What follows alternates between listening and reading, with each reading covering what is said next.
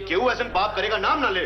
उजागर, तुम चुपचाप अपनी जगह खड़े रहो, शांत रहो।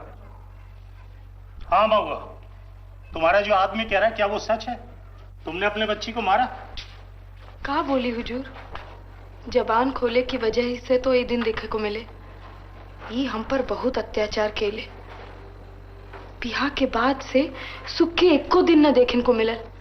महुआ ने अदालत को बताया कि 2 बरस पहले उजागर से उसकी शादी हुई थी और ये कि उजागर का बर्ताव उसके साथ अच्छा नहीं रहा।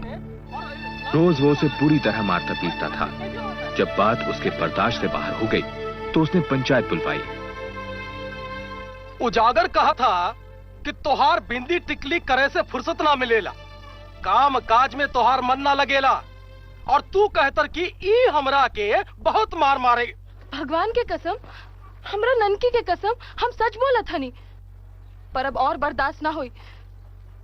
इका के समझा दे, नहीं तो का अंग्रेज बहादुर से हमरा शिकायत कर देवेगा।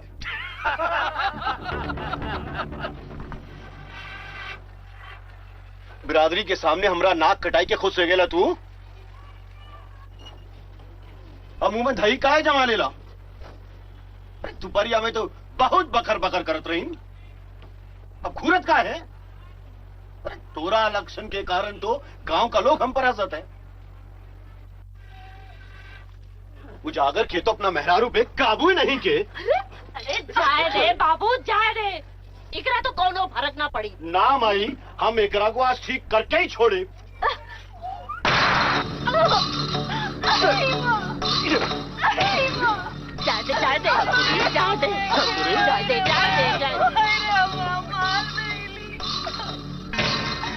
हम तोरा घरे इसको पहना रही, हम अपना बाबूजी के घर चले जाए। ननकी का छोड़ दे, नहीं तो हमसे बड़ा कौन ना हुई। चौखट से पांव आगे बढ़ाओ तो तोड़ टंगली तोड़ देगा। चुपचाप बैठलवा घर में।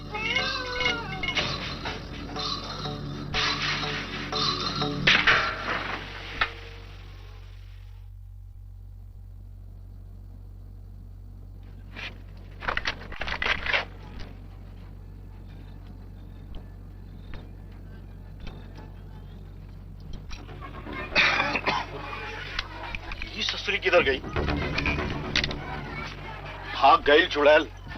अब ये ससुरी हमरे से नहीं बची। अरे बाबू, जरा शांति से काम लीन। अरे कछु ऊंच नीच ना कर बैठी। महुआ,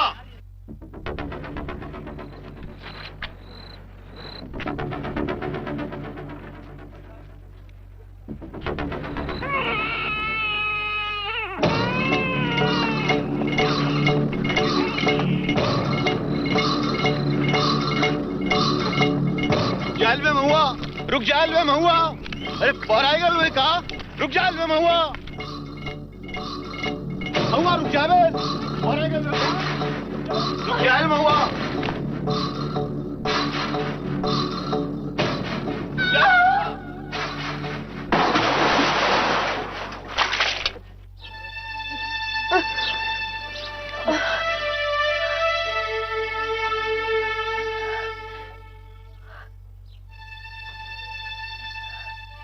लोग कहाँ जमा भइल बा?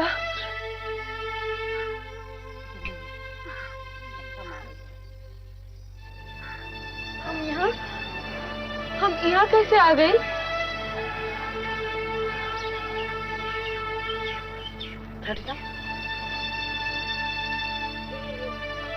ते अपना मर्द के जिंदगी भर पूजा करा, तोरा तो उके मौत के मुंह से बचा ली, नहीं तो कुआं में पड़े सड़क रही। ननकी, हमार ननकी कहाँ बा? ननकी, तू एकरा के हाथ में लगा के फिर हमार ननकी के।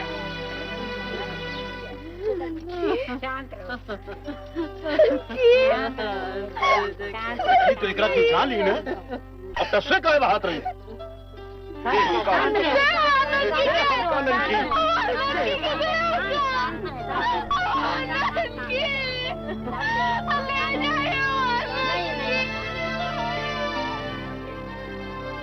उजागर ने महुआ को आखिर तक ननकी की लाश के करीब नहीं आने दिया। पूरा गांव उसको ताने सुना रहा था। भूखी प्यासी महुआ को उजागर ने धक्के मारकर निकाल दिया। मामला पंचायत के सामने पहुंचा। तोर मरद तोरा पीछे दौड़त रहे, तोरा के बचावे खातिर, तो रुकले काहे ना? बचावे खातिर ना, हमरा के मारत खातिर दौड़त रहा। का बोलत? तोरा के मारे खातिर दौड़त रहे तो तोहा के कुएं में कूद के बचाहत काहे? राम प्यारी, ते चुप रह, ओकरा के बोले दे। जब हमरा पीछे ही दौड़लन तो हम बहुत डरा गई नी, हम घबरा गई नी कि का करी का ना करी। हमरा समझ में कुछ नहीं आयल। सामने कुआं देखे उमा जाकर कूद गई नी, ननकी को लेके हम कूद गई नी। सरपंच जी, वही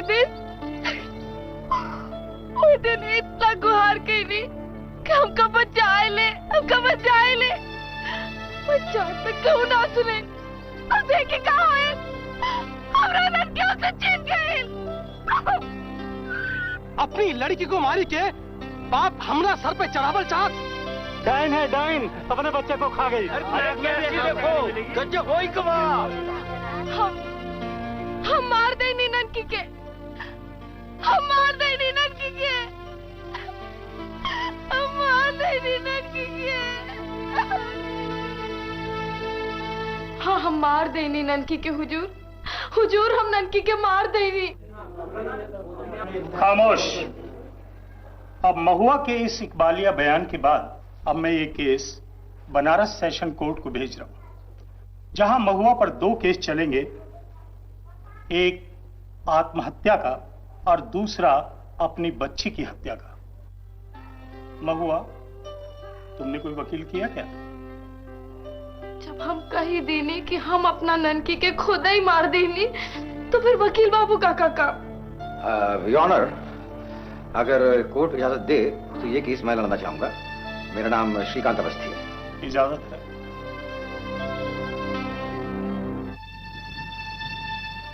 गांव के रूढ़िवादी हॉल में महुआ ने पंचायत बुलाने की हिम्मत की। अपने पति के अत्याचारों के खिलाफ आवाज उठाई। शायद यही बात मार्क्सवादी विचारों वाले श्रीकांत अवस्थी को भा गई और वो महुआ को इंसाफ दिलाने में जुट गया। महुआ जमानत पर छोड़ दी गई। बनारस में केस की सुनवाई के लिए आए उजागर ने महुआ को अपने साथ रखने से इनकार कर दिया। श्रीकांत ने अपने घर में महुआ को रहने की जगह दी। अब श्रीकांत के लिए सबसे जरूरी था कि किसी तरह से महुआ की खोई हुई हिम्मत लौट आए। क्यों इस तरह से अपनी जिंदगी से खिलवाड़ कर रही हो महुआ? खिलवाड़ तो हमारे संगे ऊपर वाला करत तारे। बिरादरी भाग्य सब हमारा साथ छोड़ दिया। अरे बिरादरी भाग गया भाड़ में, तुम खुद क्यों अपना साथ छोड़ने के लिए आमादा हो? सब महुआ, तुमने आत्महत्या करने के इरादे से कुएं में छलांग नहीं लगाई? नहीं, हम मरद खातिर ही कूद रही, हमें ननकी का जान नहीं। अरे वहां पर खूब अंधेरा था, तुम भागी जा रही थी। तुम्हारा पति उजागर तुम्हारे पीछे धमकियां देते हुए भाग रहा था। अचानक सामने कुआं आ गया, तुम्हारा पैर फिसल गया, तुम एक बच्ची को गोद में लेकर नीचे गिर पड़ी। तुमने अपनी बच्ची की जान नहीं ली। हमारे तो कुछ समझ में नहीं आता। सच क्या है? सच क्या है कि तुमने अपने बच्चे की जान ली? ना हुजूर, ये सब झूठ बा। हम कुआं में कूदल ना रही। अंधेरा में हमार पैर फिसल गए और ननकी के साथ हम कुआं में गिर गई नहीं। एक बार फिर ठीक से सोच लो, ठीक से सोच लो कि तुम कुएं में कूदी थी या गिरी थी। Objection your honour. Choubey ji मेरी अनपढ़ मुवक्किल से बार बार वही सवाल पूछ के इसे बहकाने की कोशिश कर रहे हैं। योर ऑनर, मैं नहीं बल्कि बार बार अपना बयान बदलकर ये औरत कोर्ट को बहकाने की कोशिश कर रही है। ये रहा इसका वो बयान जो उसने मजिस्ट्रेट के सामने दिया था। इसमें इसने साफ साफ बयान किया है कि अपनी बच्ची को लेकर के ये कुएं में कूदी थी। गांव की पंचायत के सामने भी इसने यही कबूला। तो जाहिर है इस पर भारी दबाव डालकर इससे बयान बदलवाया गया है।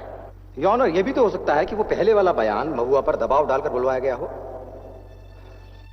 एक तरफ बनारस सेशन जज की अदालत में महुआ पर धारा 302 के तहत हत्या के मामले की सुनवाई चल रही थी, तो दूसरी तरफ 5 सदस्यों वाली जूरी के सामने उस पर धारा 309 के तहत आत्महत्या का मुकदमा चल रहा था।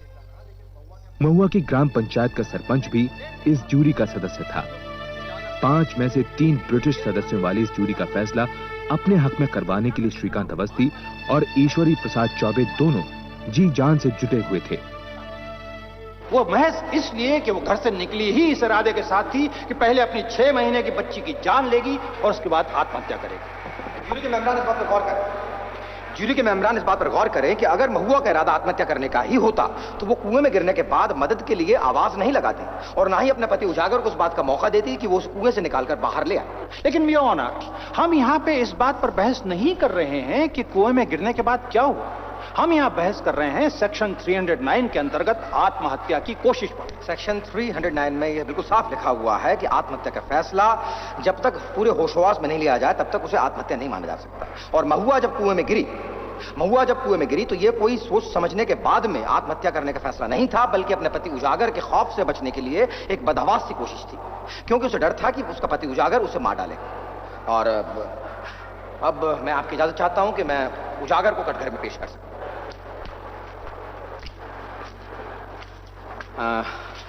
क्या ये सच है कि महुआ से तुम्हारी बनती नहीं थी? बुरा गवार से क्या बना के रखी साहब? अच्छा, तो क्या इसलिए तुम उसे मारते पीटते थे? अरे मरद बहरारू में तो मारपीट होत रहे साहब। एक ही मतलब तो नहीं कि भरल पंचायत में हमारा नाक कटाई दे, हमारा इज्जत गिराई दे। यही बात की खातिर में इसको डांटन नहीं, और ये ससुरी हम पर भड़क गई। एक मिनट जरा आराम से याद करो कि तुमने उसे सिर्फ डांटा ही था। भगवान की कसम साहेब, भगवान की कसम। ये झूठ बोलत रे। ये देखी हमरा के कितने मरले, रोज हमरा के मारत रहलन, और ऊ दिन भी हमका मरते रहले। क्या महुआ सच कह रही है? उस रात उजागर ने महुआ को मारा था कि नहीं? एकरा के तो लच्छन ही ऐसन भा, मार खाए वाला हमेशा अपनी मनमानी करत रहेला। अच्छा, और उस रात जब उजागर महुआ को ढूंढने के लिए निकला तो वो क्या कह रहा था? ई कहलस आज ससुरी हमारे हाथ से न बची। योर ऑनर, मेमरान ज्यूरी, 9 अगस्त की रात को जब महुआ ने उजागर को अपनी तरफ आते हुए देखा तो वो इस बात को समझ गई थी कि उजागर उसकी जान भी ले सकता है, और वो उजागर से जान बचाने के लिए कुएं की तरफ बढ़ी थी, न कि अपनी जान देने के लिए।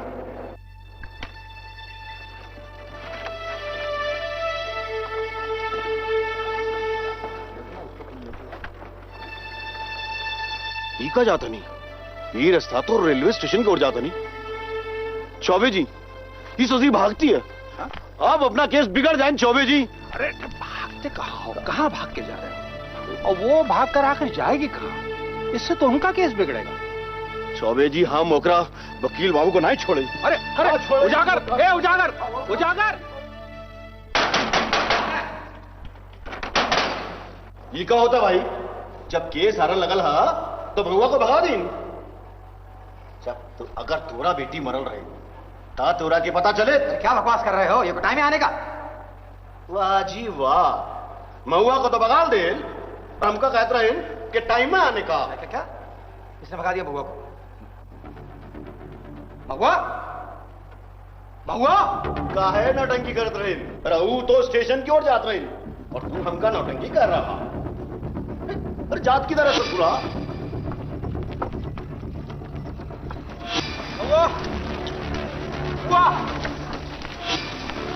रोको मैं कह रहा हूं।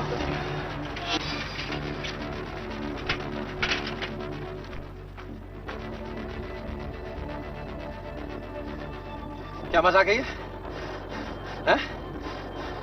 कहां जा रही थी? जाओ, शौक से जाओ। अरे बेवकूफ, पुलिस तुम्हें पाताल से भी खोज निकालेगी, तुमको मालूम है? और उसके बाद अदालत में मेरी बात सुनने वाला कोई नहीं होगा, और फिर सड़ती रहना जिंदगी भर जेल की कोठरी में। जाओ, अब रुक क्यों गए? जाओ। आप समझत नहीं की वकील साहब, हमरा तो फांसी होइबे करी। सब समझत हम अपना ननकी के मरले बानी। सब जज बालिस्टर जी हमरा पे फैसला देवे।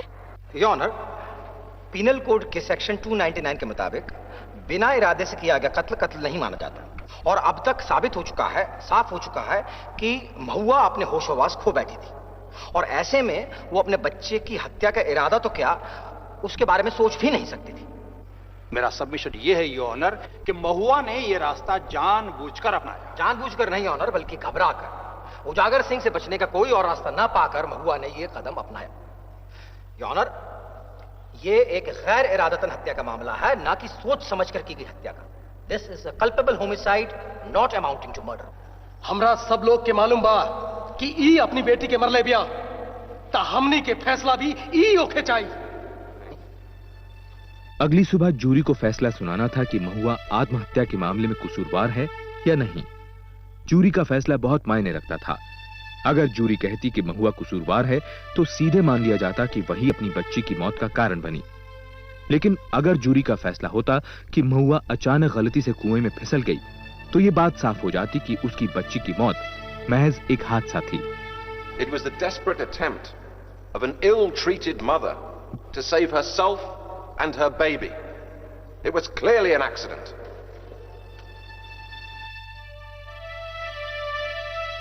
चूंकि महुआ पर चल रहे दोनों मामले जुड़े हुए थे, इसलिए तय किया गया कि आत्महत्या पर जूरी का फैसला हत्या का केस सुन रहे जज के सामने ही सुनाया जाएगा। Has the jury reached a verdict? We have, Your Honor.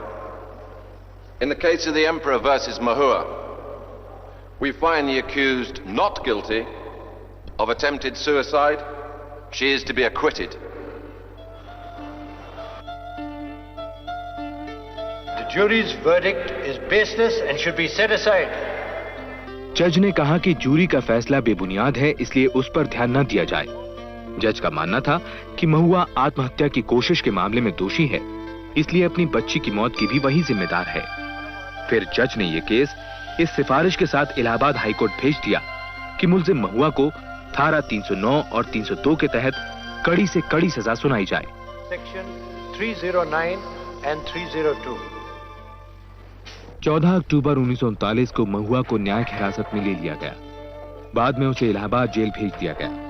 उजागर और उसकी मां इस तसल्ली के साथ गांव लौट आए कि अब महुआ को सजा से छुटकारा नहीं मिलेगा।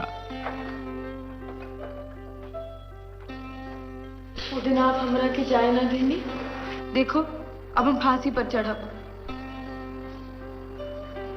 लेकिन वकील साहब, अब हमरा जियल चाहते नहीं, अब हमरा मरला से डर लागता। अगले 7 महीनों तक हाई कोर्ट में महुआ केस पर बहस चलती रही। श्रीकांत अवस्थी इस केस से इतना जुड़ गया था कि वो बनारस छोड़कर इलाहाबाद आ गया। इस दौरान श्रीकांत ने महुआ से बार बार इस हादसे पर बात की। उसे तलाश थी एक ऐसे मुद्दे की जो अदालत में उसकी दलीलों को मजबूत बना सके। और एक दिन जब महुआ ने उसे ननकी के जन्म से जुड़ी दाई की चेतावनी के बारे में बताया तो श्रीकांत को मानो वही सुराग मिल गया जिसकी उसे तलाश थी। राम प्यारे, कुछ भारी गड़बड़ लागत है। बचुआ का जन्म हुई तो ये महुआ न बच भी, इकरा को तो अभू गिरा दो। ना, हम ऐसा ना करे दे, हमरा के बच्चा चाहिए। अरे कुछ हो जाए तो हम देख ले। महुआ के इलाज के खातिर हम इसके तहसील तक ले जाए।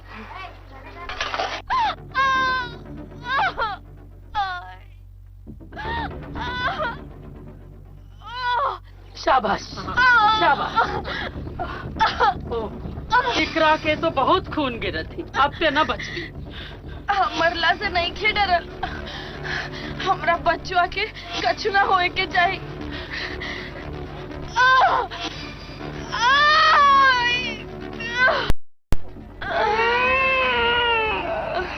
उजागर, तोहार लड़की बैल बा, बाहर जा, लड़की का मुंह देख ला तो तोहरा दिन दफा खराब हो जाए। और अपनी बच्ची का रोना सुनकर महुआ उस एक पल में फिर से जीने के लिए बेताब हो उठी। मौत से जूझने लगी, क्योंकि वो जानती थी कि उसके ना रहने पर उसकी ये बच्ची, उसके पति उजागर और उसकी सास रामप्यारी की आंख में हमेशा किरकी बनी रहेगी, क्योंकि वो लोग लड़का चाहते थे, लड़की नहीं।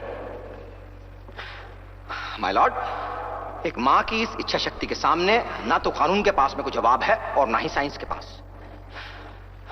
और उस बच्ची के जन्म के बाद दाई ने उसे आकर बतलाया कि वो दोबारा कभी मां नहीं बन पाएगी। आप क्या कहते हैं इसके बारे में चौबे जी? महुआ इस बात से भली भांति वाकिफ थी कि इस बच्ची के जन्म से उसकी जिंदगी को खतरा हो सकता, लेकिन इसके बावजूद उसने बच्चा नहीं गिराया। क्या आप इसे भी आत्महत्या कहेंगे? माय लॉर्ड, जिस मां को यह बात मालूम हो कि वो दोबारा कभी मां नहीं बन पाएगी, क्या वो अपने इकलौते बच्चे की जान लेने की मंशा रख सकती है? जूरी के फैसले से सहमत होते हुए अदालत ने महुआ को आत्महत्या के मामले में बेकसूर माना और उसे धारा 302 के तहत कत्ल के इल्जाम से भी बरी कर दिया। महुआ को culpable homicide not amounting to murder के जुर्म में 6 महीने की सजा हो सकती थी, लेकिन अदालत ने यह कहा कि चूंकि महुआ पहले ही 8 महीने जेल में गुजार चुकी है, लिहाजा उसे रिहा कर दिया जाए। कौन पागल वकीली का बचा ले। गांव वालों के तमाम लांछनों के बावजूद महुआ के कदम नहीं डगमगाए। उसने अपने दम पर पूरी जिंदगी गांव में ही गुजारी। महुआ ने जब आखिरी सांस ली तब हाईकोर्ट के फैसले को 30 साल बीत चुके थे। आगे चलकर श्रीकांत अवस्थी ने इलाहाबाद हाईकोर्ट के बहुत बड़े वकील के रूप में अपनी पहचान बनाई। 4 बरस पहले उनका भी देहांत हो गया। न्याय की लड़ाई लड़ने वाली महुआ का केस आज भी कानून के छात्रों को पढ़ाया जाता है। भारतीय न्याय इतिहास में यह केस मील का पत्थर है।